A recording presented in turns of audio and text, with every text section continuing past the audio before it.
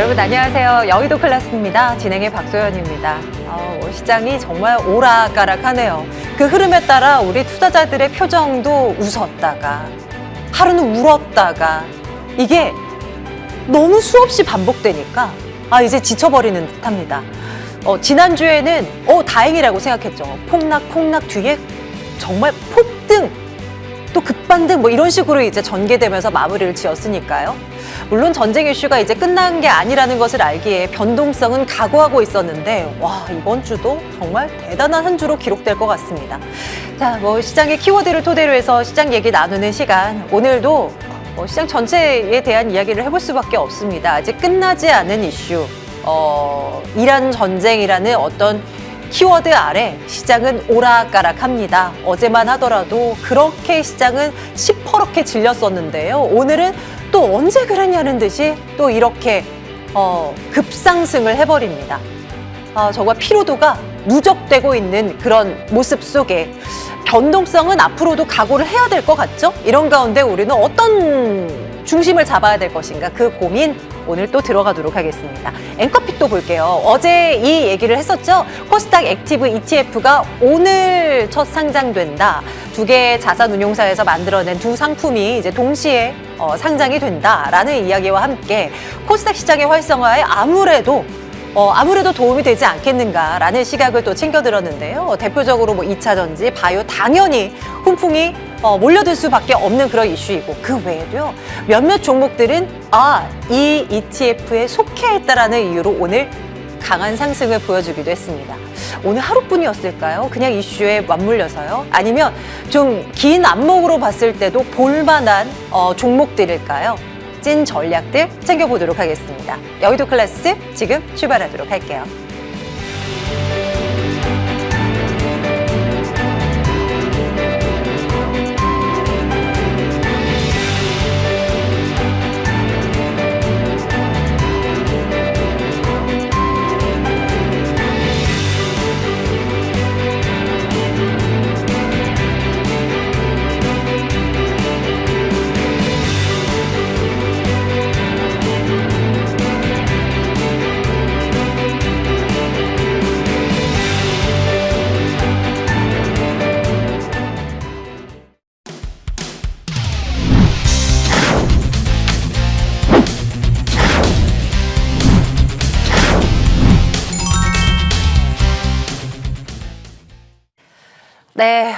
네, 오늘은 또 빨간불의 시장이어서 조금 웃어보면서 또 시장에 대한 이야기 나눠보겠습니다. 박태준 위원과 이다래 위원과 함께하죠. 두 분 어서 오십시오.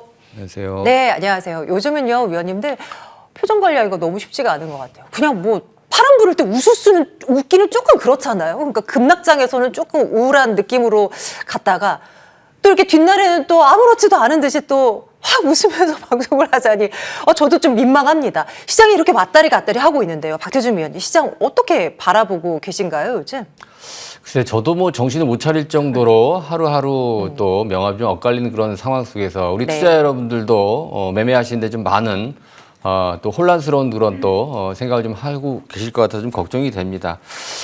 여전히 변동성에 대비를 해야 됩니다. 물론 이제 어제 미국 증시가 좀 오르고 유가 급등세도 다소 좀 완화되는 그런 모습 속에서 트럼프의 이제 조기 종전에 대한 뉘앙스를 풍기는 그런 발언이 있었습니다. 우리가 신뢰할 수 있는 그런 상황은 아니겠습니다만 일단 좀 그동안에 이제 부정적인 어떤 투자 심리가 좀 돌아왔다라고 이제 볼 수가 있습니다. 오늘 또 강한 또 반등이 오랜만에 또 나오는 그런 모습이고 어제 급락 이후에 또 급등세가 나오기 때문에 다소 우리가 이제 엇박자를 타는 그런 상황이라고 한다면은 낭패를 볼 수 있는 다소 좀 부담이 있는 그런 시장이다라고 좀 볼 수가 있습니다. 물론 우리가 이제 이 중동발 리스크 특히 이 지정학적 리스크가 좀 장기화될 가능성도 또 이야기가 좀 들리고 있는 상황입니다. 물론 전쟁 관련된 이 시나리오 여러 가지가 우리가 또 이제 추론을 해볼 수가 있겠습니다만은 일단은 우리가 이제 쉽게 예단할 그럴 상황은 아니다라고 이제 보여집니다. 물론 지난주에도 우리가 또 겪었던 것처럼 변동성은 여전히 또 가능성을 좀 염두에 둬야 됩니다만은 일단 시장의 내성은 이런 또 이 유가의 급등이라든가 또 지정학적 리스크 관련해서는 변동성이 계속 있기는 하겠습니다만 그 폭 자체는 점차 줄어들 가능성이 있다라는 것이죠. 아무래도 그런 리스크 모멘텀에 또 내성이 강화되고 사실 처음 맞을 때가 굉장히 아프지 지속적으로 좀 어느 정도 맷집이 좀 쌓여진다라고 한다면 시장은 여전히 불투명한 어떤 불확실성이 있는 상황이지만은 이런 변동성은 조금씩 잦아들 가능성이 있다는 점 좀 염두에 봐야 될 것 같고요. 이런 변동성을 활용해서 우리 개인 투자자분들이 섣부른 예단에 따른 또 이런 매매를 또 빈번하게 좀 하는 것 같은데 오히려 이럴 때는 매매를 좀 쉬는 것도 하나의 방법이 될 수가 있습니다. 어느 장단에 또 우리가 장단을 맞춰야 될지 알 수가 없기 때문에 지금 좀 쉬는 것도 좋은 방법이 될 수 있다 이렇게 판단이 되고 있습니다.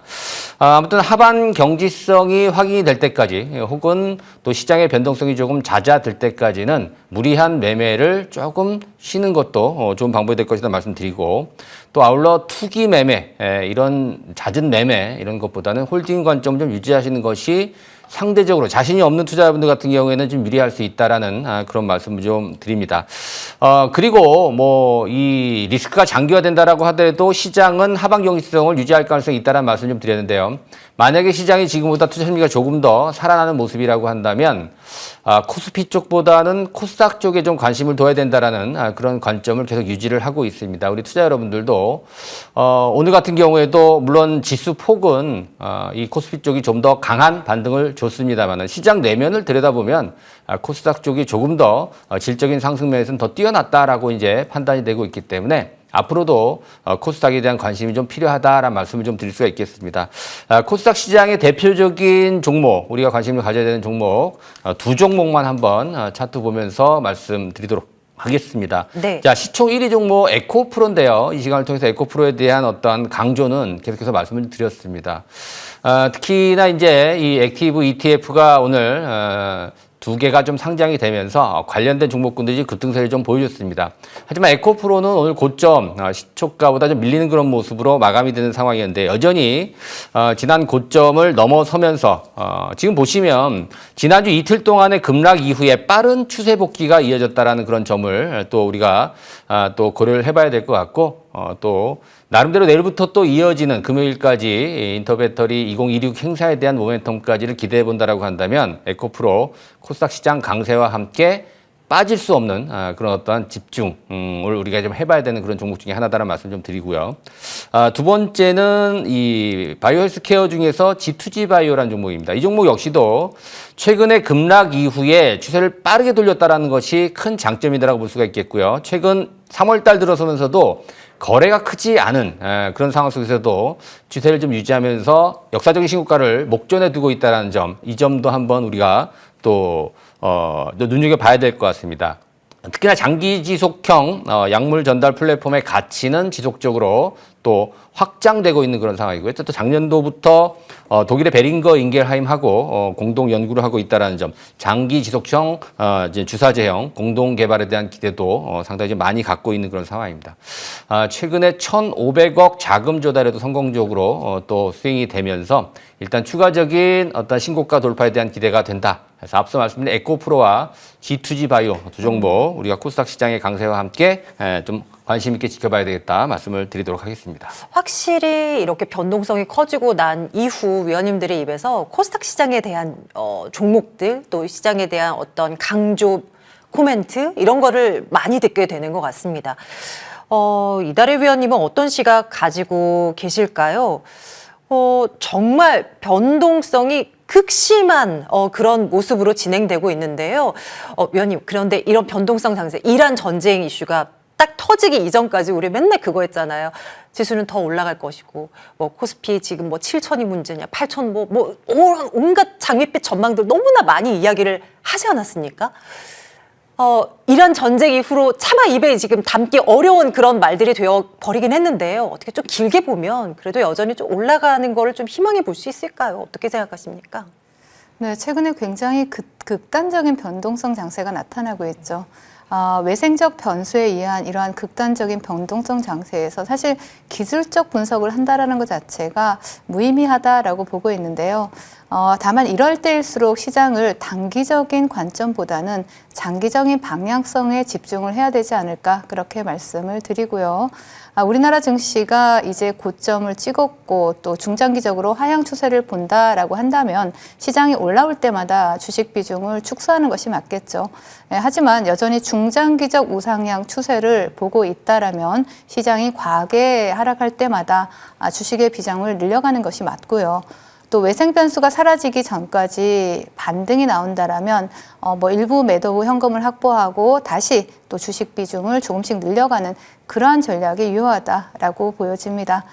기억하시겠지만 제가 지난주 화요일이었죠. 그때 그 지정학적 리스크로 국내 증시가 첫 장대 음봉이 나온 날, 그런 날 본방송을 통해서 지정학적 리스크가 짧게 끝나던 길게 끝나던 간에 사실 그 팩트는 우리나라 증시의 펀더멘탈에는 변화가 없고 또 조정이 한 번쯤 나와야 될 위치에서 중동의 지정학적 리스크가 트리거가 되었다라는 말씀을 드린 적이 있습니다. 신용 청산이 흐름이 나오면서 조정이 깊어질 가능성에 대해서도 언급을 드렸고요. 또 이러한 그 조정이 나온다 하더라도 조정은 조정일 뿐 하락 추세로의 전환을 의미하지 않는다라는 말씀도 함께 드렸었습니다. 제가 코스피 차트를 오늘은 좀 보고 가려고 하는데요. 네. 자, 코스피 차트를 보신다라면 여러분들이 제가 코스피 같은 경우에는 기준선 5,500 이하로 내려갈 때, 5,500 이하로 내려갈 때 반도체 섹터와 현대차 그룹주 등 주도 섹터에 대한 저가 분할 매수 기회로 활용하자라고 말씀을 드렸었습니다. 이렇게 대응 전략을 드리고 다음 날이죠. 3월 4일에 다시 한번 장대 음봉이 나와줬는데요. 이 방송에서 이날 제가 장중 공개 방송을 했었거든요. 이때 여러분들하고 함께 삼성전자를 종가 베팅을 했었어요. 그리고 나서 그 다음날 보시면 아시겠지만 여러분들이 10% 또 삼성전자를 종가 베팅해서 다음날 바로 10%라는 그러한 달달한 수익을 챙겨갈 수 있었다라는 것이죠. 이렇게 그 5,500선을 무너뜨리면서 여러분들한테 이렇게 수익을 챙겨드렸고요. 그 이후로도 코스피는 5,000선에 대한 이러한 지지가 나와주면서 지지 테스트를 거치면서 5,500선이 붕괴가 될 때는 다시 또 그 자리를 지켜주는 그러한 모습이 나타나고 있습니다. 물론 중장기적으로 저는 우상향 추세다라고 여러분들한테 말씀을 드리고 있지만 또 이 제 의견에 동의하지 않으시는 분들도 물론 계시겠죠. 제가 여러분들께 말씀드리는 부분은 이런 때일수록 단기적인 변동성에 대해서 여러분들이 휘둘리지 마시고 자신이 정한 시장 뷰에 맞춰서 또 여러분들이 대응을 하시면 좋을 것 같다라고 말씀을 드리겠습니다. 네, 뭔가 뚝심이 필요한 것 같아요. 내가 이제 생각하고자 하는 그 방향을 막 일희일비하면 그게 이제 바로 엇박자를 타버리면 좀 큰일 나는 시장인 것 같습니다. 그죠? 시장의 종합 주가 지수가 이런 식으로 움직이는데요. 이번에는 앵커픽 이슈로 넘어갈게요. 코스닥 시장 이야기를 조금 더 해볼까 하는데요. 오늘 코스닥 시장 액티브 ETF가 상품 2개가 이제 동시에 상장되면서 관심을 모았습니다. 워낙에 시장 분위기가 어수선한 가운데 이거 상장된다고 한들 의미가 있겠어? 아니, 의미 있더라고요. 물론 오늘 이제 반등장이기도 했고 마침 어마어마한 자금이 몰려들었습니다. 그러면서 지금 코스닥 지수는 한 3% 올랐는데 해당 이제 상장된 ETF 상품 하나는 10% 넘게 상승을 하기도 했더라고요. 여기 끝이 아니잖아요. 다음 주에도 또 추가적으로 상장되는 액티브 ETF 상품들이 줄줄이 잇따를 예정입니다. 박태준 위원님, 네. 어제도 관련 이야기를 조금 나눴던 걸로 기억을 하는데요. 한 번 더 챙겨주신다면 어떤 포인트를 조금 더 강조해주고 싶으세요? 실제적으로 이제 이 액티브 ETF가 상장된 건 처음이기 때문에 기대를 좀 많이 하는 그런 어떤 시각들이 좀 많았습니다. 실제적으로 해당되는 편입이 되는 그런 종목군들도 우리 개인 투자자분들한테 좀 관심이 좀 많았었는데요. 우리가 좀 생각해 봐야 될 문제가 이제 ETF에 편입이 됐다 그래서 무조건 급등세를 보인다라는 관점으로 우리가 접근해서는 안 될 것 같습니다. 물론 비중 조절이 나오죠. 단기적으로 좀 올라가게 되면 비중을 덜어내고 또 매도의 타겟이 될 수 있다는 점도 우리가 좀 고려를 해봐야 될 것 같습니다. 일단 의미가 있다라는 것은 저렇게 이제 우리가 정답을 맞추는 것처럼 저렇게 포함된 종목군에 대한 관심도 분명히 좀 필요해 보입니다만은 진정으로 더 의미가 있다라는 것은 지속적으로 이 액티브 ETF가 상장이 됨에 따라서 이 코스닥의 유동성이 공급이 된다는 점을 더 여러분들이 좀 관심 있게 지켜봐야 될 것 같고요. 우선적으로는 우리가 뭐 지수를 추종하는 그런 종목군들, 대표적인 종목군들도 들어가겠습니다만은 그 펀드를 운영하는 운영력의 어떤 재량에 따라서 종목의 비중을 조절할 수 있다라는 그런 점을 봤을 때는 코스닥의 풍부한 유동성과 함께 그동안 소외됐던 그런 어떤 섹터들까지도 또 유동성이 좀 확대될 수 있다라는 점도 우리가 충분히 또 염두를 좀 해둬야 될 것 같습니다.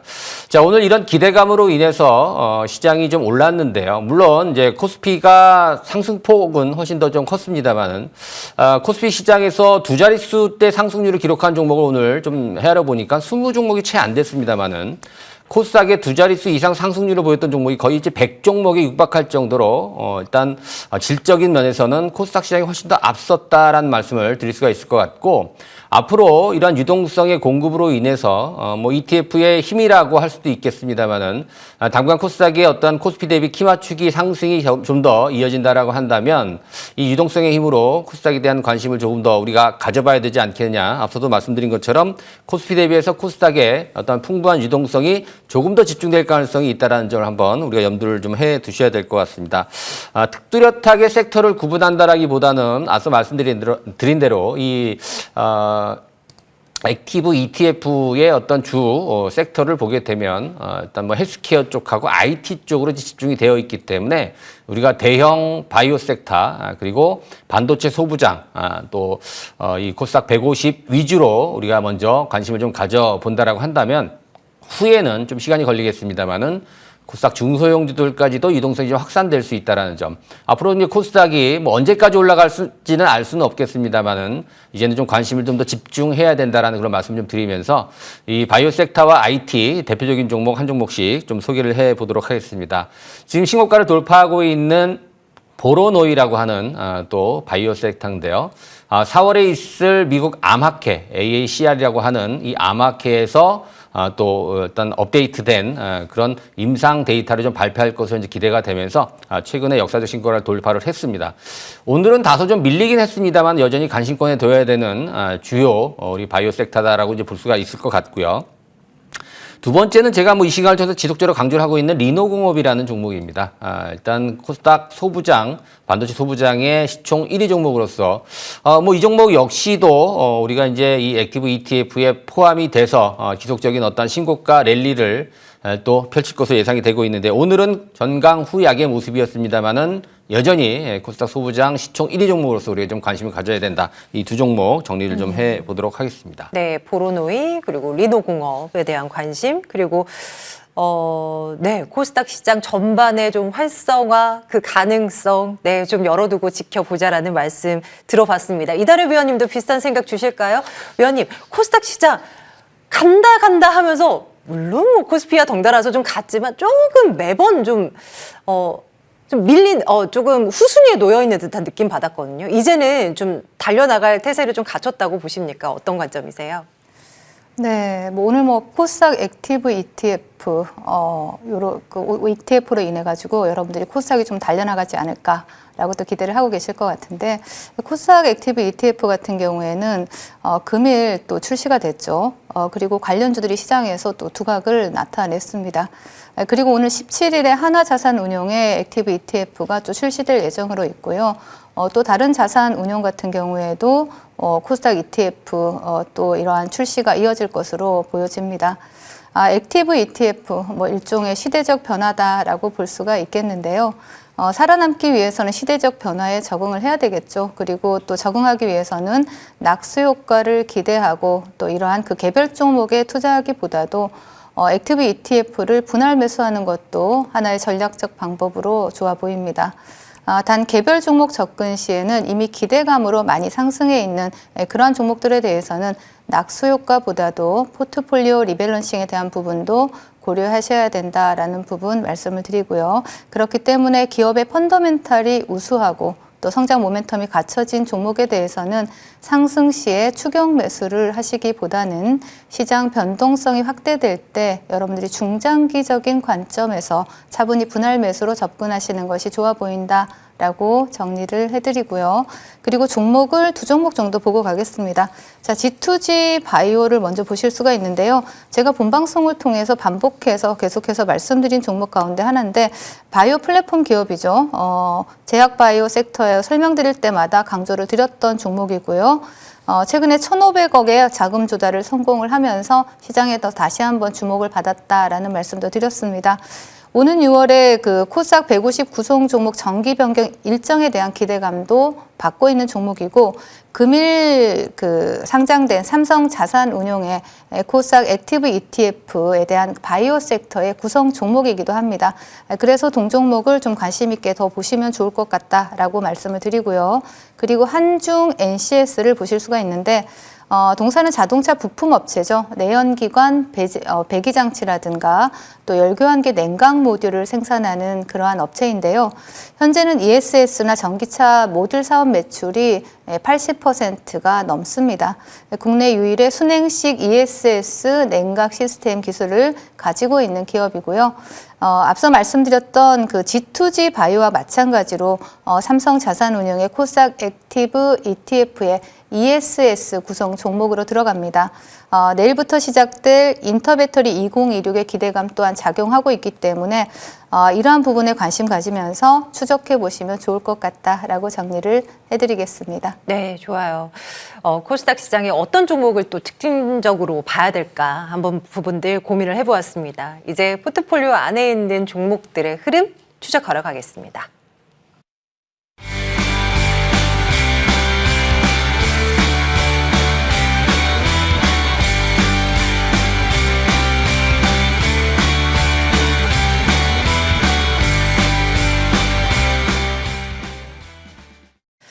자, 우리 위원님들의 포트폴리오는 어떻게 움직이고 있을까요? 최근과 같은 변동성 시장 속에서 말입니다. 박대주 위원님의 종목부터 볼게요. 삼천당제약 먼저 볼게요. 안 흔들려요. 예, 뭐 눌릴 때도 찔끔 눌리다가 금세 회복하고요. 어쨌거나 저 지금 그 이전 고점 86만 원 저거 뚫으면 또 더 레벨업하는 도약하는 기회가 될까요? 위원님 추가 전략 챙겨주십시오. 이미 두 번의 목표가를 올려잡은 상황이죠. 네. 뭐 신고가 돌파하는 종목군들 중에서 좀 상당히 좀 가파르게 오르는 그런 모습이고 최근 뭐 86만 원까지 장중에 기록을 했습니다만은 글쎄요, 아직까지도 이게 끝이 아니다라는 그런 판단을 하게끔 하방 경직성이 굉장히 뛰어나고요. 지금 이제 코스닥에서 이 바이오 섹터 본격적인 상승을 하지 않았음에도 불구하고 이 종목은 먼저 달려갔던 그런 종목입니다. 자, 이렇게 본다면 제가 지금 몇 차례 지금 목표가를 좀 상향시켜서 이제는 이제 황제주에도 한번 도전해 보겠다라는 그런 말씀을 지난 시간에 좀 드렸던 기억이 납니다. 여전히 추가적인 상승에 대한 기대감은 또 풍부하고요. 말씀드린 대로 코스닥에 대한 어떤 매기가 또 다양한 어떠한 또 이 상품들 유동성이 조금 더 유입이 된다라고 한다면 말씀드린 대로 이 황제주에 대한 도전도 충분히 가능하다는 관점으로 추가적인 목표가를 정확하게 제시해드리지는 않겠습니다만 지금 입장에서는 황제주에 도전할 가능성이 매우 높아진 그런 위치다라는 말씀으로 정리해 보도록 하겠습니다. 네, 일단 위로 열어둔다라는 말씀으로 이해를 해봅니다. 큐리언트 점검하겠습니다. 네, 어마무시합니다. 어마무시해요. 특히 최근 4일 동안 나홀로 팍팍팍팍 올라가는데요. 올라가는 것 또한 정말 무서우리만큼 사거리일 동안 너무 치솟아서 이거 어떡하지 싶습니다. 이미 목표가를 추가 달성해버렸어요. 단박에요. 위원님, 추가 전략은 어떻게 가져가요? 지난 1월 말에 말씀을 드렸던 역사적 신고가를 좀 돌파하는 시점에서 좀 강조를 해드렸던 종목으로 기억을 하는데요. 최근 ETF, 액티브 ETF의 이제 편입이 또 이야기가 좀 나오면서 굉장히 단기적인 어떤 시세가 좀 가파르게 올라가고 있는 그런 모습입니다. 오늘 거래량이 무려 250만 주 가까운 대량 거래가 나오면서 오늘도 25%의 강세로 좀 마감을 하는 그런 모습입니다. 단기적으로는 일단 숨고르기가 불가피해 보이는 그런 모습이긴 합니다만은 여전히 여기가 끝은 아닐 것이다라는 그런 말씀을 좀 드리도록 하겠습니다. 한국 파스테로 연구소에서 분사한 면역 항암제 바이오 업체로서 동구바이오제약이 대주주로 있는 그런 면역 항암제 업체입니다. 자, 이 종목 안정적인 재무 구조를 가지고 있고 500억이 넘는 아직 현금성 자산을 보유하고 있는 그런 종목이기 때문에 조금 더 목표치를 좀 높여보는 그런 전략이 필요해 보인다. 애초에 42,000원 목표가 말씀을 드렸었는데요. 6만 원까지 목표가를 좀 상향시켜 드리도록 하겠습니다. 자, 앞서 말씀드린 삼천당 제약 그리고 이런 큐리언트 이런 종목군들이 대부분 다 역사적 신고가를 돌파하는 시점에서 여러분들에게 제가 소개를 시켜드린 기억이 있습니다. QR코드 밑에 나가고 있는 QR코드 휴대폰 카메라 실행시키셔서 갖다가 접속을 하시면은 저랑 장중에 소통할 수 있는 소통 창구로 연결이 됩니다. 신고가 돌파에 대한 여러분들 다양한 어떠한 노하우, 팁, 또 매매 방법들 관련된 종목군들을 소개시켜드리고 있습니다. 이번 기회 놓치지 마시고 지금 바로 접속을 하셔서 신고가 매매에 대해서 여러분들 한번 배워보시는 시간을 가져보시면 좋을 것 같습니다. 네. 자, 이어서 이다리 위원님의 종목도 저희 챙깁니다. 한일단조 먼저 보겠습니다. 최근에 포트에 들어왔잖아요. 3월 4일에 들어와서 딱 이틀 만에 목표가를 추가 달성해버립니다. 이틀 된 날 상한가 기록하고 그 다음 또 가고 그 다음 날 장중 4,800원까지 올라가 버려요. 위원님 전략 챙겨주십시오. 네, 한일단조 같은 경우에는 중동발 리스크, 이란 전쟁으로 인해서 시장에서 부각이 된 방산주죠. 제가 천궁2 관련주들을 관심 있게 보셔야 된다라고 말씀을 드리면서 한일단조를 본방송에서 소개를 해드렸는데 동종목 같은 경우에는 제가 그 2차 목표가까지 상향을 해드렸죠. 상향을 해드렸는데 그 2차 목표가를 훨씬 뛰어넘으면서 좋은 흐름을 나타내고 있고 사실 천궁2 관련주들은 요격 그 명중률이 90%가 넘는다라는 이러한 이슈로 상당히 그 중동에서 미사일 그 소진으로 인한 이러한 재고 보충 수요 확대에 따른 그러한 수혜주다라고 볼 수가 있습니다. 차트 바로 보시겠습니다. 동종목 본방송에서 말씀드리면서 단기간에 69% 수익을 챙겨드리고 있고 3월 4일 날 여러분께 편입이 되었다라면 지금 며칠 안 됐죠. 일주일도 안 된 시점에서 69% 수익률입니다. 지금 윗꼬리가 달리면서 밀어내고 있지만 방산주는 중동발 리스크가 소진된다 하더라도 다시 한번 천궁2 관련주들은 시장에서 부각이 될 수가 있죠. 왜냐하면 무기를 그만큼 중동에서 소진을 시켰기 때문에 다시 채워 넣어야 됩니다. 그렇다면 동종목 다시 한번 시세를 분출할 수 있다 기대해 보고요. 목표가는 3,500원 목표가 돌파했으니까 이번에는 최근의 고점 4,800원으로 목표가 상향해 드리도록 하겠습니다. 네, 목표가 상향 조정 시켜두도록 하겠습니다. 4,800원으로요. 아우토크립트 점검하겠습니다. 네, 잘 나가고 있는 상황입니다. 게다가 지금 이제 흑자 전환에 대한 기대감이 있다라는 뉴스가 오늘 또 막 흘러나옵니다. 위원님, 추가적인 전략 챙겨주세요. 네, 아우토크립트뿐만 아니라 조금 전에 말씀드렸던 한일단조처럼 이렇게 여러분들이 시장에서 단기간에 수익을 챙길 수 있는 달달한 종목을 함께 하시고 싶으신 분들이라면 지금 하단에 QR코드 나가고 있거든요. 그 QR코드 카메라로 찍어서 핸드폰 카메라로 찍어서 입장하시면 여러분들이 시장의 주도 테마, 주도 종목들 또 공략할 수 있는 종목들 함께 할 예정이니까 지금 바로 입장하시고요. 한일단조에 이어서 아우토크립트 같은 경우에도 제가 목표가를 상향해 드린 종목 중에 하나입니다.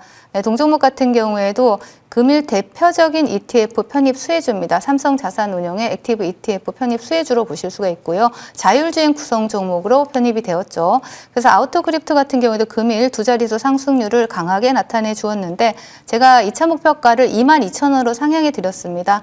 시간 내에서도 좀 상승하는 흐름이 나타나는 것을 보았을 때 내일 추가 상승 노려볼 수 있고 내일은 또 가뿐히 22,000원을 돌파해 줄 수 있지 않을까 기대를 해봄직한 종목인 만큼 여러분들 계속해서 추적해 보시면 좋을 것 같습니다. 네, 좋아요. 이제 새로운 종목을 하나씩 접수 받겠습니다. 박태준 위원님의 종목은 뭘까요? 위원님 하나 주신다면요? 네, 최근에 이제 원전 수혜주로 등극이 되고 있는 태웅이라고 하는 그런 종목을 준비를 해봤습니다. 원전, 또 풍력, 또 조선 기자재, 다양한 어떤 섹터에 포함이 될 수 있는 단조 업체입니다. 최근에 고객사인 두산에너빌리티가 좀 가스터빈 7기, 7기를 수주했다라는 이야기가 나오면서 반사 수혜가 좀 예상이 된다라 그래서 주목을 좀 받고 있는 종목이고 최근에 좀 많이 올라왔습니다. SMR이라고 하는 소형 원전 모듈, 소형 모듈 원전인데요. 단조품 매출 확대도 지속적으로 이어지면서 원전 관련 핵심 플레이어로 지금 떠오르고 있는 종목입니다. 오늘 전고점을 돌파하면서 대량 거래가 유입이 됐는데요. 지금 차트상에 나가는 것처럼 작년도의 대량 거래 이후에 아직까지 거래단 거래가 나오지 않고 오늘 최근 들어서 가장 큰 거래를 보이면서 고점을 돌파하면서 5만 원대를 형성하는 오랜만에 전고점을 돌파하는 그런 강세를 보여주고 있습니다.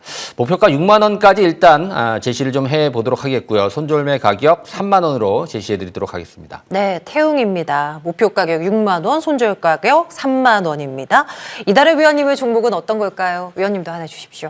네, 사막 콘덴서를 말씀을 드리려고 합니다. 동사는 국내 유일의 콘덴서 종합 메이커다라고 보시면 되겠고요. 적층 세라믹 콘덴서 MLCC 전문 기업으로 보시면 됩니다. AI 산업 성장으로 인해서 MLCC 가격이 상승하고 있고 그에 대한 기대감으로 실적 개선에 대한 그러한 기대감도 함께 볼 수가 있겠고요. 또한 그 전력 변환형 커패시터 매출에 대한 성장이 또 두드러지고 있습니다. 또한 동사는 현대차 그룹의 전기차 등의 동사의 DLC 탑재가 확대되고 있다라는 부분까지 체크해 볼 수가 있겠고요. 차트 바로 보시겠습니다. 동종목 한 차례 수급이 강하게 들어온 이후에 지금 상당 기간 조정을 주고 있는데요. 금일 두 자릿수 양봉을 켜내면서 상당히 좋은 흐름을 나타내고 있고 오늘 양봉의 흐름을 저는 이렇게 해석하고 싶습니다. 나 날아갈래 라고 하고 있는 그러한 네. 준비 단계. 네, 준비 단계다라고 볼 수가 있는 만큼 여러분들 내일부터 차분하게 분할 매수로 접근하셔서 수익 챙겨가시면 좋을 것 같고요. 목표가는 6만 원, 손절가 4만 원 제시해 드리도록 하겠습니다. 네, 사막 콘덴서 한번 눈여겨보도록 하겠습니다. 자, 잠시 뒤에 무료 방송 이어지고요. 박태준 위원께서 오늘은 준비하고 계신데요. 위원님 오늘 어떤 이야기 풀어나가십니까? 네, 지금 이제 중동발 리스크 때문에 변동성이 굉장히 극심한 그런 상황입니다. 시장이 다소 좀 변동성이 잦아들면서 노멀한 시장이 됐을 때 가장 먼저 떠오를 수 있는 섹터, 그중에서도 중심 종목이 어떤 것인지에 대해서 좀 설명해 드리고요. 말씀드린 대로 신고가 돌파 종목군들 중심으로 소개를 좀 해드린 시간 갖도록 하겠습니다. 잠시 후 시작하니까 여러분들 놓치지 마시기 바라겠습니다. 네, 많이 참여해 주세요. 박태준 위원님의 무료 방송 바로 이어집니다. 박태준 위원, 이달의 위원 두 분과 함께 말씀 나눴습니다. 고맙습니다.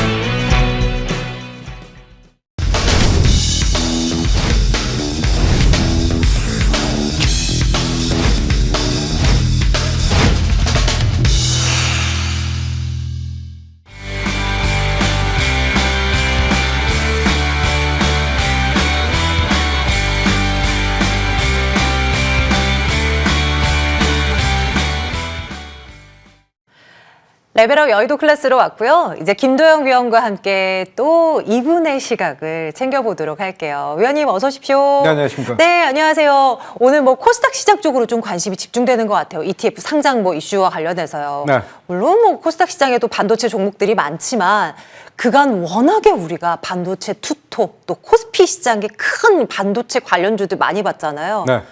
이제는 막 바이오, 2차 전지 얘기로 스물스물 넘어가는 것 같은데 반도체 괜찮은 건가요? 진단해 주세요. 구간이 명관이다라고 하는 얘기가 있죠. 지금 현재 오늘 거래소 시장이 코스닥 시장 대비해서 훨씬 더 강력했다라고 하는 점.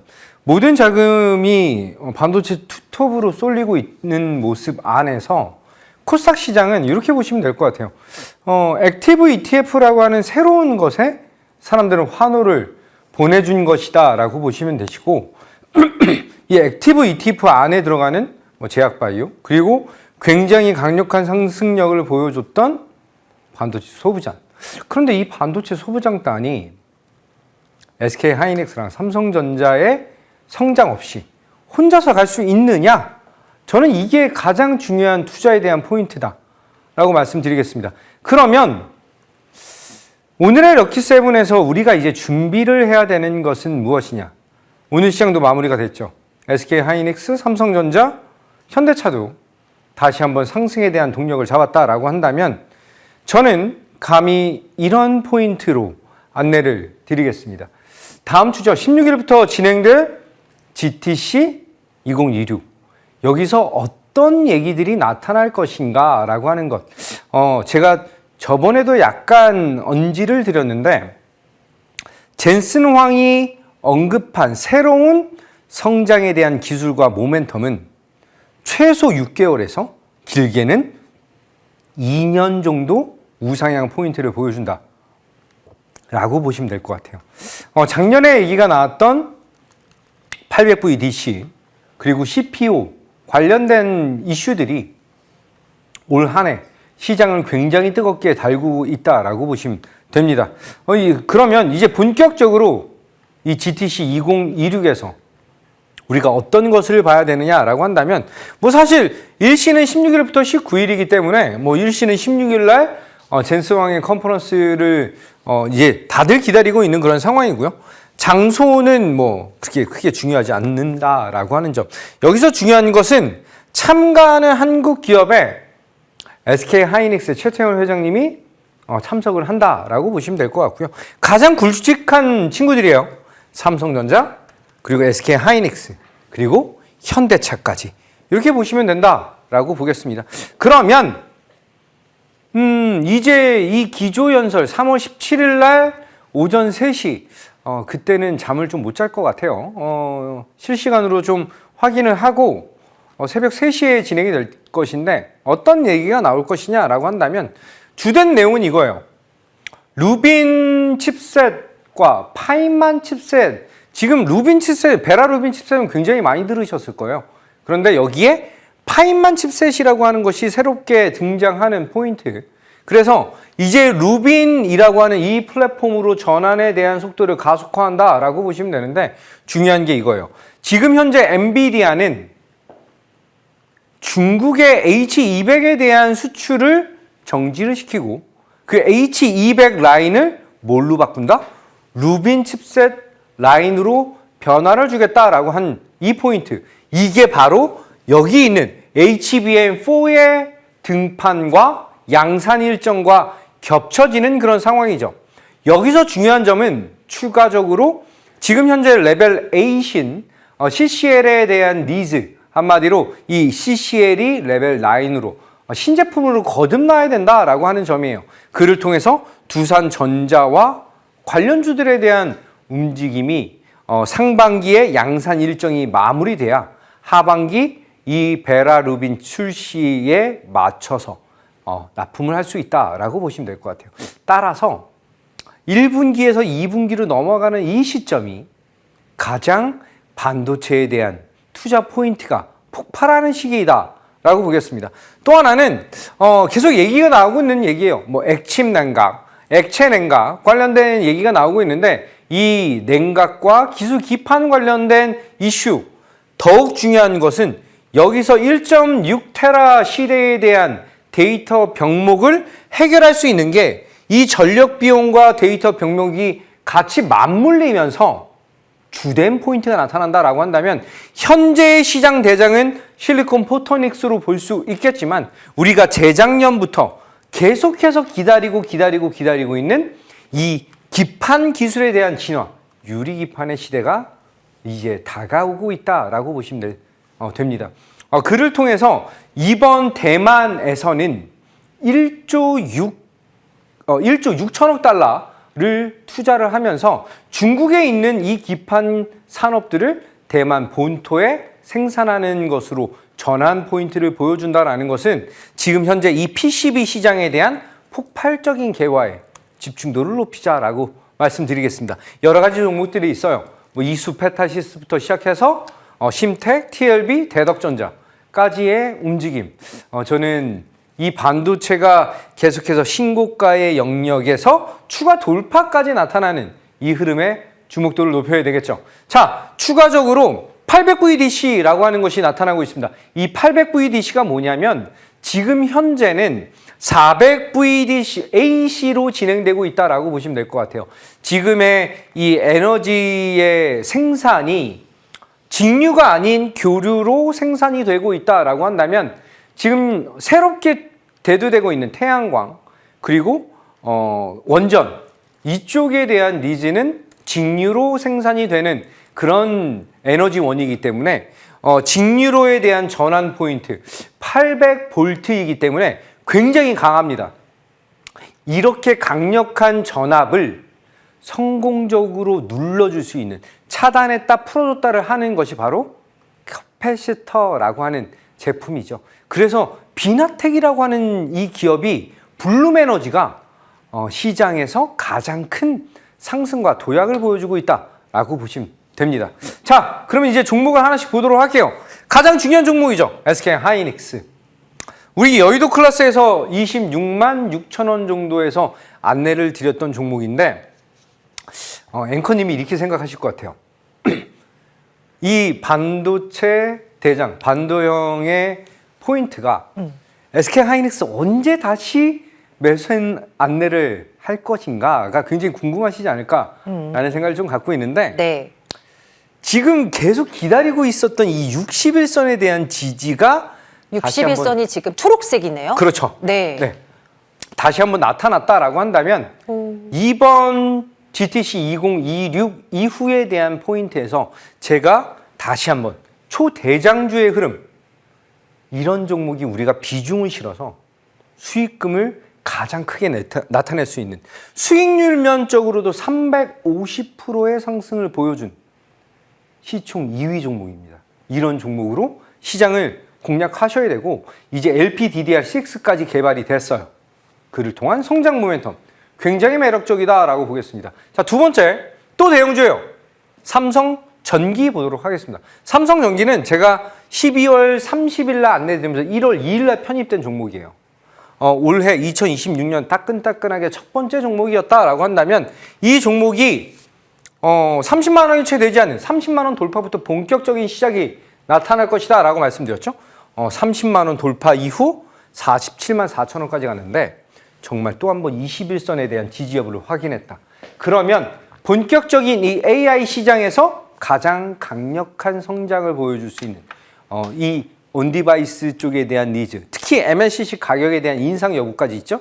실적이 배가 될 수 있는 이런 포인트 너무나 매력적이다라고 말씀드리겠습니다.